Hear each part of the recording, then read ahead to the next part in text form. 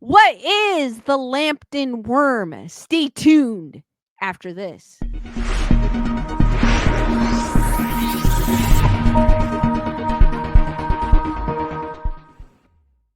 What's up, Graysonreport? Happy Friday. The weekend is finally here. My next story I would like to share is from Project Metal Music.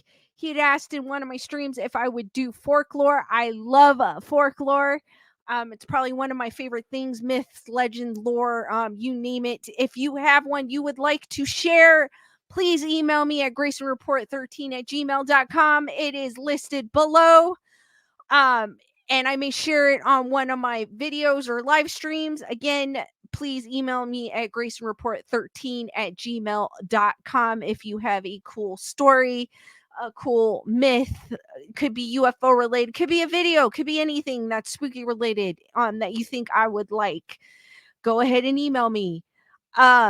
This one is on the Lambton Worm. The link that was shared with me was from Wikipedia, so I decided to do a little Google search to find a different article that's a little more in depth. So here's this one. It is from Historic Mysteries. It is the Lambton Worm, an unlikable or unkillable medieval monster. The British Isles are rich in fairy stories, and there are many tales of the strange beasts that roam the fog-covered forests and misty mountains of that strange island on the edge of Europe. One of the most enduring of the tales hails from northeastern England, where visitors would hear the tale of the Lambton Worm. Project Metal Music had also said it was a myth from the area that he is from. The monstrous creature, huge and draconic, lived in the wilds of Northumberland, where it would terrorize the population. Stories die hard, and for many centuries, the Lambton Worm was assumed to be real, just another way to meet a violent end beyond the safety of towns and castles. Many claimed to have even seen the Lambton Worm, with reports of sightings coming in from many different parts of North England for thousands of years. The legend linked with the Lambton Worm slowly became folklore, but the question remains, where do they come from? The Lambton Worm. Much of the credit of the modern awareness of the Lambton Worm comes from the popular Victorian folk song written about it in 1867 by C.M. Lemaine. To find the first written evidence of the legend of the Lambton Worm, we must go a century further back to 1785 and William Hutchinson. But the stories Lemaine and Hutchinson were working with were far older, and neither claimed to have invented the legend.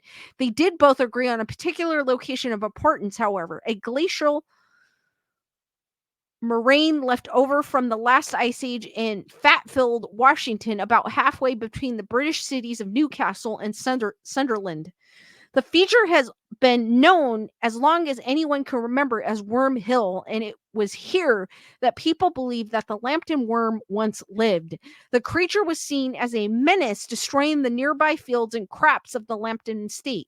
It was down to the Lambton family to deal with a monster on their grounds. More specifically, it was down to Sir John Lambton, the man partly responsible for the Lambton Worm. The legend of the Lambton Worm goes in this way. One day, a young John Lambton was fishing by the river where that flowed near his soon-to-be inherited estate. He was fishing when he caught a very strange creature with the body of an eel and a dragon's head. Not knowing what it really was and sad that he could not catch a fish, he discarded the eel-like creature in a nearby well, later ominously known as the Worm Well. Young Lambton then left his home for many years. He was to be a crusader, a knight of Rhodes, fighting far from home in penance for his profligate youth. However, the worm that John Lambton discarded was not dead, and it had been growing inside the well for all the years that Lambton was not at home. The worm grew so big that it reached an enormous size, and outgrowing the well, needed a new lair. Escaping from the well, the worm wrapped itself around the mound called Worm Hill near the Lambton estate. Its presence in the nearby river where was an early menace, and it was said to hide under water near a particular rock. The worm was the first was at first not threatening to the state people on land, but this was to change. As it grew, its appetite also grew. As the appetite grew, the worm started to attack and eat cattle, sheep, and even the occasional child who came near its habitat. The worm soon became extremely dangerous, and the village people and estate inhabitants grew worried about the ven- venomous and enormous serpent-like creature. When John Lambton returned from his crusade, he was a changed man. He had transformed into a brave and dauntless knight, strong and noble. He knew that the worm was the same worm he had caught years ago, and it was his duty to put an end to the now dangerous creature so that the nearby people could live peacefully. He then tried to kill the worm many times but failed to do so. The worm, by the point, was too powerful, and no matter how gravely he injured it, the worm would always escape and always recover. Strong as he was, Lambton needed help to kill the worm. Lambton then considered a witch that lived near his estate. The killing and the curse. The local wise woman then advised him on how to kill the worm and how to get rid of it forever. Lambton was warned that if he beheaded the worm, it would not die, but the two severed halves could rejoin and it would live again. Heeding the wise local woman's advice, Lambton wore armor fitted with many razor blades and sought out the Lambton worm in the River Wear. On seeing the knight in his shiny armor approach, the worm once again attacked, slithering up the banks of the river and trying to crush him by wrapping around him. However, this was a fatal mistake for the worm.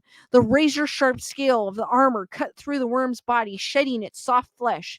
The worm recoiled in pain, and John Lambton was able to chop what was left to pieces, which were carried away by the current. Utterly destroyed, the worm could never reform and come back to life.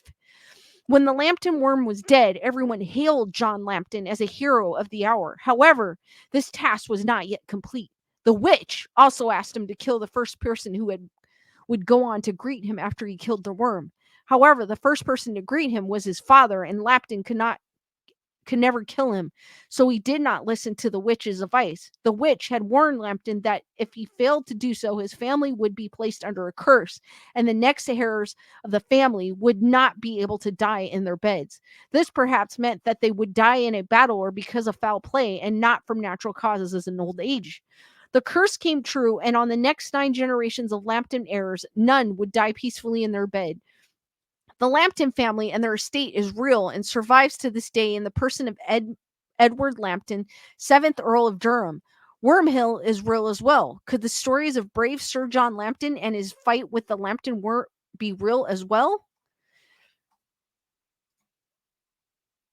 Okay, I have never heard of this legend. It is an interesting legend. It could be real, but as with any story, I've always said this, from one mouth to the very last mouth, the story always changes. Or it could have been someone that was bored and decided to make a story based on things that were there already. They do that just to make things interesting. Guys, what do you think of the story? Comment below. I want to give a shout out to Project Metal Music for sharing this myth and legend with me. And as always, I go live every Monday, Thursdays, and Saturdays at 7 p.m. Pacific Standard Time. Be there, be squared, stay spooky and sweet nightmare, guys. And I will see you on the next one.